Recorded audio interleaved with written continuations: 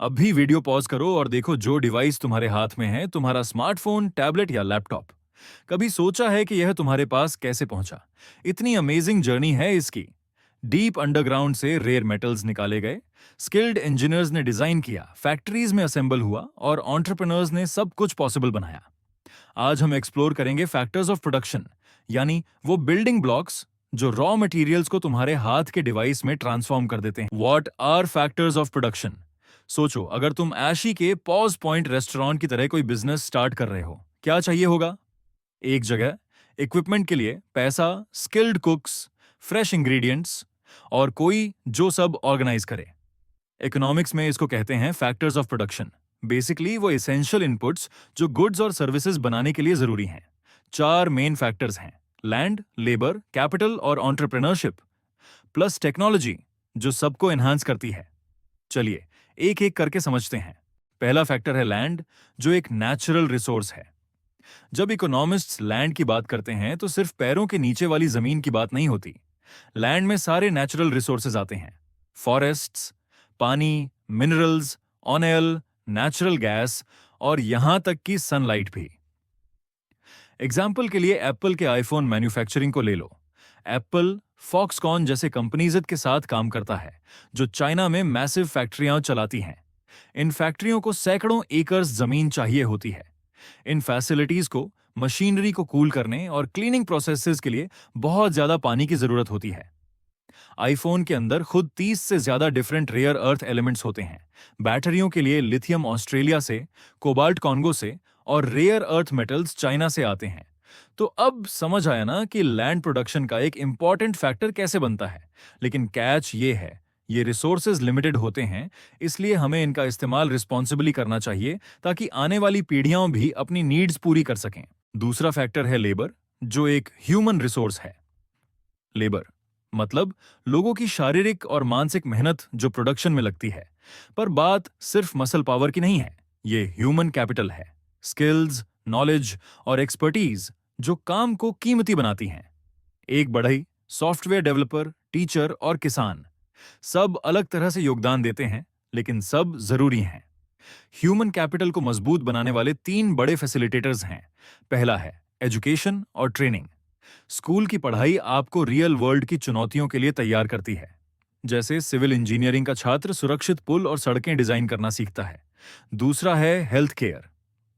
अच्छी सेहत का मतलब बेहतर मानसिक विकास, नियमित स्कूल अटेंडेंस और बिना बीमार पड़े प्रोडक्टिव काम।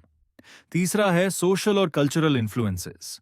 जापान का काइजेन यानी निरंतर सुधार और जर्मनी की वर्क एथिक, क्वालिटी और पंक्चुअलिटी पर जोर, ऐसी वैल्यूज उनकी ह्यूमन कैपिटल को काफी बूस्ट करती हैं। हमारे पूर्वज काम को पूजा मानते थे, कला कला और विद्या ज्ञान को साथ जोड़ते थे। शिल्प शास्त्रों में मूर्तियों और इमारतों के लिए बेहद सटीक विनिर्देश दिए गए थे। कारीगरों की पीढ़ियां मंदिरों पर काम करती रहीं, उत्कृष्टता का पीछा करते हुए, भले ही कई बार उन्हें अंतिम परिणाम देखने का अवसर न मिला हो। तीसरा फैक्टर है कैपिटल। कैपिटल में पैसे के साथ साथ टिकाऊ एसेट्स भी आते हैं, जैसे मशीनरी, टूल्स, कंप्यूटर्स और बिल्डिंग्स। यही वो चीजें हैं जिनसे बिजनेस अपने रोजमर्रा के ऑपरेशंस चलाता है। कैपिटल आता कहां से है? छोटे बिजनेस अक्सर पर्सनल सेविंग्स और फैमिली सपोर्ट से शुरू करते हैं, जैसा कि आशी ने किया।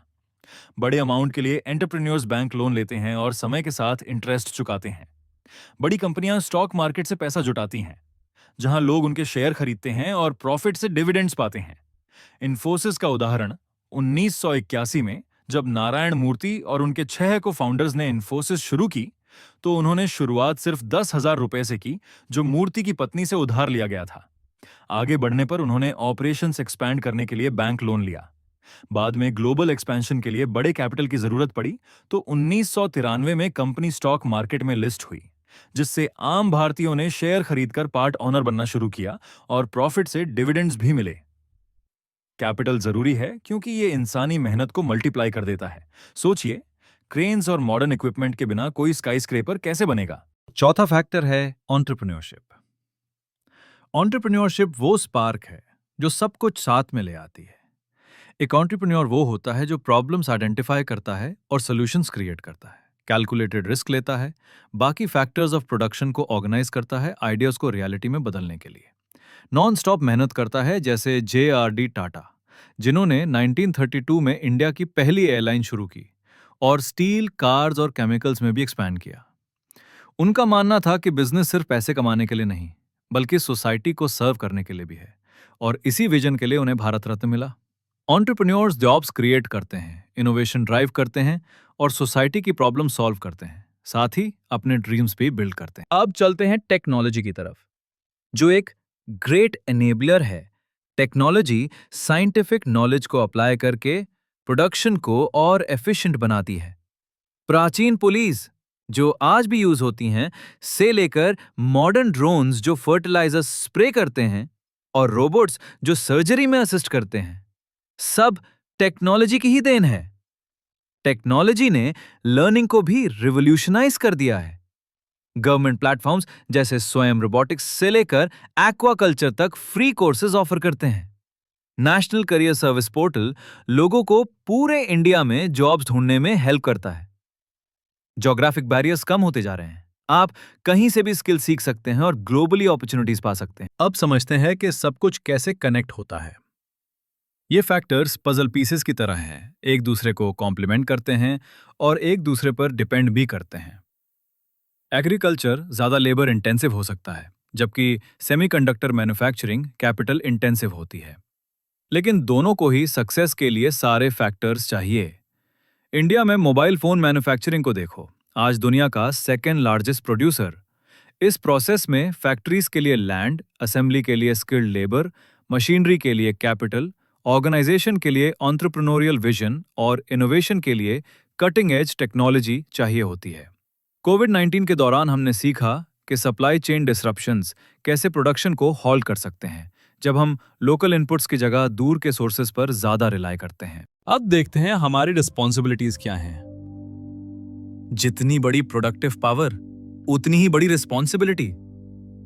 हमारी एनवायरमेंटल रिस्पॉन्सिबिलिटी भी है। लिनार्डो की लेदर फैक्ट्रियां जॉब्स देती हैं, लेकिन उनका वेस्ट नदियों को पोल्यूट कर सकता है। गलत तरीके से रिसाइकल्ड स्मार्टफोन से हार्मफुल सब्सटेंसेस लीक होते हैं। हमें प्लैनेट को प्रोटेक्ट करने के लिए सस्टेनेबल प्रैक्टिसेस अडॉप्ट करनी चाहिए। हमारी सोशल रिस्पॉन्सिबिलिटी भी बनती है। बिजनेसेस को fair wages, safe working conditions, skill development opportunities और वर्कर्स राइट्स का रिस्पेक्ट इंश्योर करना चाहिए। कॉर्पोरेट सोशल रिस्पॉन्सिबिलिटी CSR कंपनियों को सोसाइटी और एनवायरनमेंट के लिए बेनिफिट क्रिएट करने के लिए एनकरेज करता है।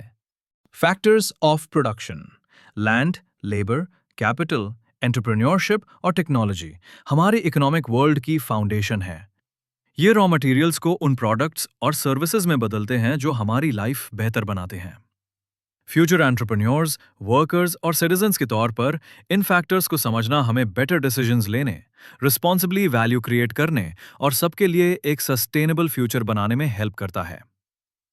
इंडिया की 35 से कम उम्र वाली 65% यंग पॉपुलेशन हमें एक डेमोग्राफिक डिविडेंड देती है, एक गोल्डन अपॉर्चुनिटी कि हम इन फैक्टर्स को हार्नेस करके अनप्रेसिडेंटेड ग्रोथ और प्रॉस्पेरिटी हासिल करें। जो भी एंटरप्रेन्योर बनना चाहते हैं, प्लीज कमेंट सेक्शन में कमेंट करके बताइए। सब्सक्राइब करना ना भूलें और ये भी बताइए कि अगला कौन सा चैप्टर आप पढ़ना चाहेंगे।